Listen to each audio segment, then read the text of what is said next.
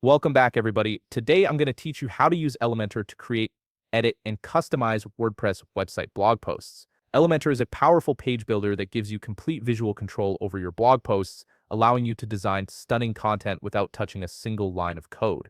Let's dive right in and see how you can transform your standard WordPress posts into beautifully designed pieces of content. First things first, you'll need to log into your WordPress admin dashboard. This is your control center where all the magic happens.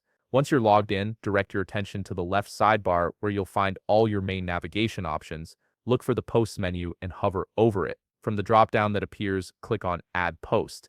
This will open up a fresh new post editor where you can begin crafting your content.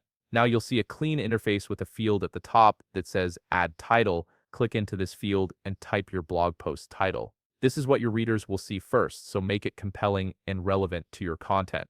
The title helps both your audience and search engines understand what your post is about. After you've entered your title, locate the Publish button on the right side of your screen and click it.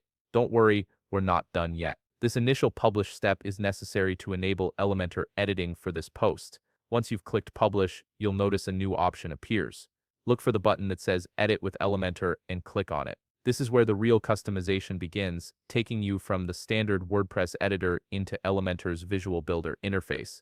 You'll now be greeted by Elementor's powerful editing environment. On the left side of your screen, you'll see a panel filled with various widgets and elements.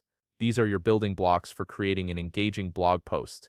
You can drag widgets like heading, text editor, image, or button directly into your post section. Simply click and hold any widget from the left panel and drag it into the main content area. Once you drop a widget into place, the left panel will automatically switch to show you all the customization settings for that specific element. Here you can adjust colors, fonts, spacing, alignment, and much more to match your brand's style perfectly.